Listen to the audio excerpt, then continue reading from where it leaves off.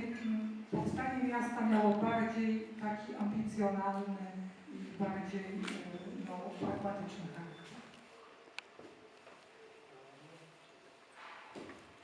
Jeśli chodzi o legendę, no to na pewno te wydarzenia miały miejsce, czyli ten ślub złożony przez Jakuba Wejhera, raczej tutaj nie powinniśmy mieć wątpliwości, że się wydarzył, więc jakby ten legendarny początek, rzeczywiście tutaj ta legenda jest związana, ale też trzeba pamiętać o tym, że powstanie miasta, czy założenie takiej lokacji tutaj jak Wejherowo, czy Kalwaria Wejherowska nie było dziełem przypadku i nie mogło być dziełem przypadku, więc tutaj też należy pamiętać o tym, że oprócz tego, że rzeczywiście jakieś tam zobowiązania czy śluby złożone mogły przez Jakuba Wejhera miały miejsce, ale też był to przejaw jakby epoki, czyli Jakub Wejher jako magnat czy pretendent do tytułu magnackiego musiał wykazać się bogactwem, prestiżem, no a posiadanie własnego prywatnego miasta na pewno było kluczem do takiej pozycji, więc myślę, że oprócz tej legendy też tutaj na pewno jakieś takie bardziej przyziemne względy również miały miejsce i myślę, że nie można o nich również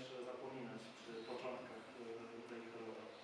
Czyli jakby u podstaw założenia miasta tym pierwszym impulsem była sama ambicja założyciela, żeby stworzyć miasto, które będzie sławić ród.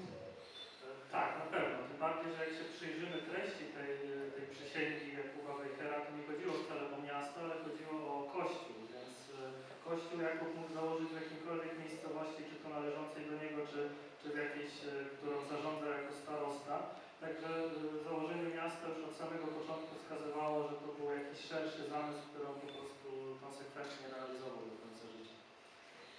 Może też chociaż krótko na temat samej postaci, bo też jak rozmawialiśmy wcześniej, postać Jakuba Wejhera jest bardzo ciekawa, bo to jest też taki, założenie miasta to jest też okres przełomowy w jego życiu. Dokonują się tutaj ważne życiowe zmiany w jego życiorysie. Tak, no też ten czas założenia Wejherowskiej Woli zbiegł się między innymi z tym, że w tym podobnym okresie Jakub Wejher zaczął gromadzić te urzędy dochodowe, zaczął zdobywać większą pozycję społeczną, więc to nie był tylko jakieś przypadkowe działanie, ale też jakieś konsekwentne, tak jak już powiedziałem, realizowanie tej polityki, którą sobie założył i wzmacniania tej swojej pozycji społecznej, też pewnie z myślą o jego potomkach ewentualnych, czy jakichś następcach. W każdym razie no, myślę, że nie było to zdecydowanie dziełem przypadku. Też bardzo tutaj takim ważnym elementem jest ten punkt 11 w tym dokumencie zakładającym miasto, gdzie pozwala na swobodne wyznawanie i osiedlanie się protestantów. Właśnie, czy to miało tylko i wyłącznie taki wydźwięk, że on sam z siebie był osobą bardzo tolerancyjną, czy to też była tutaj też takie drugie dno tej decyzji?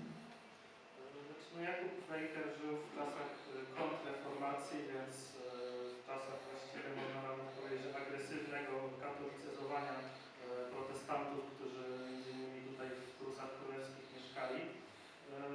I właściwie to edykt tolerancyjny, można powiedzieć, dla mieszkańców Wejherowa czy Wejherowskiej Woli był takim czymś szokującym ówczesnych ludzi tutaj zamieszkujących te tereny.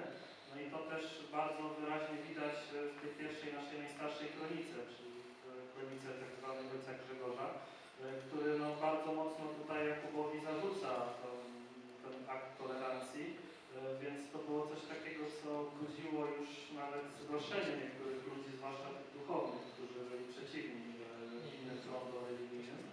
Natomiast no, jeśli chodzi o Jakuba, no, to raczej to nie był jakiś przejaw tolerancji takiej prawdziwej, rozumianej w sensie dzisiejszym, tylko też taki pewien pragmatyzm, który miał wprowadzić tutaj określoną grupę ludzi, czyli rzemieślników, zapewne z Niemczech, którzy mieli jakieś konkretne umiejętności, którzy mogli przyczynić się do powstania miasta, więc ta tolerancja też mogła być taka czysto teoretyczna, przynajmniej w głowie.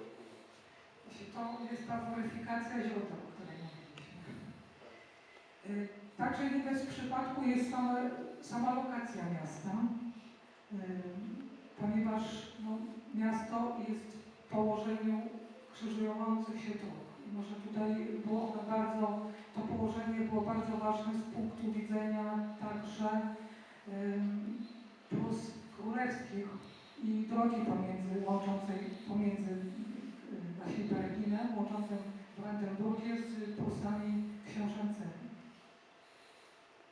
Jeśli chodzi o okres od średniowiecza w zasadzie aż do początków XIX wieku przez takie były dwie ważne drogi handlowe, czy przepływ ludności ze wschodu na zachód, między innymi z Gdańska dalej na zachód do Szczecina czy do Słupska.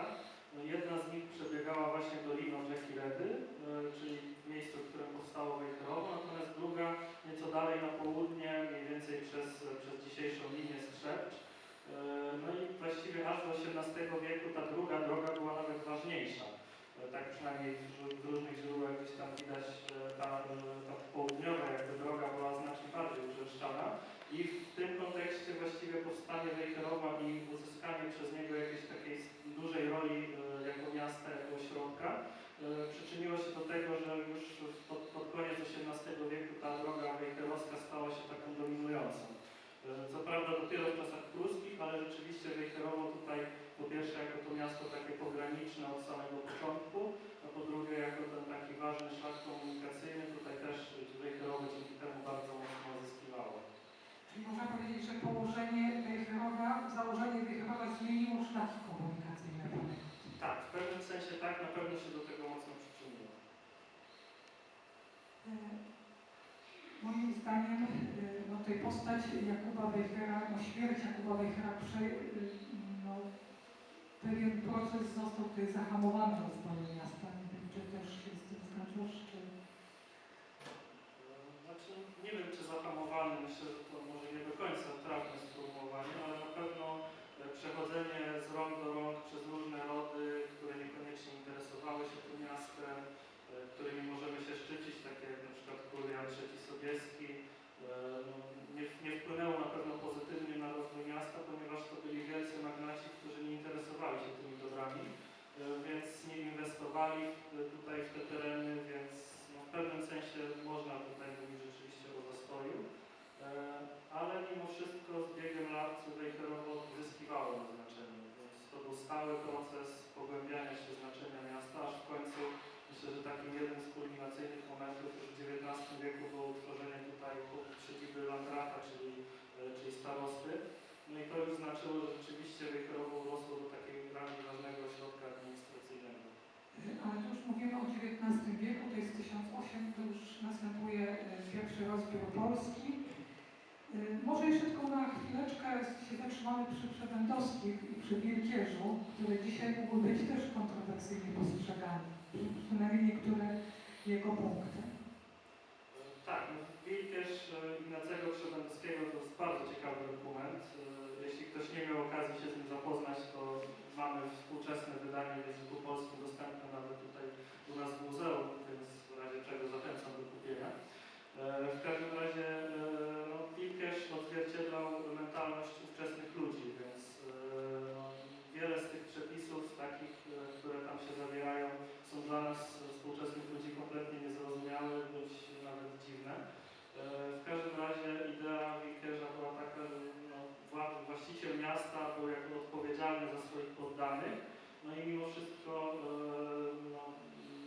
odpowiadał za nich zarówno za tą sferę finansową, gospodarczą, ale też za sferę na przykład religijną, więc w tym Wilkierzu widać na przykład takie przepisy narzucające pewne rozwiązania religijne czy społeczne, które miały jakby ustalać formy współżycia między mieszkańcami, relacje gospodarcze, społeczne, prawne, więc myślę, że ten dokument bardzo ciekawie oddaje tutaj te relacje społeczne końca XVIII wieku. Wejherowo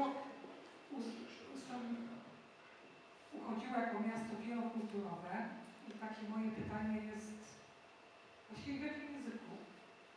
Kiedy Wejherowo było w Prusach królewskich, znaczy należało do części Prus królewskich, jakim językiem powszechnie używanym był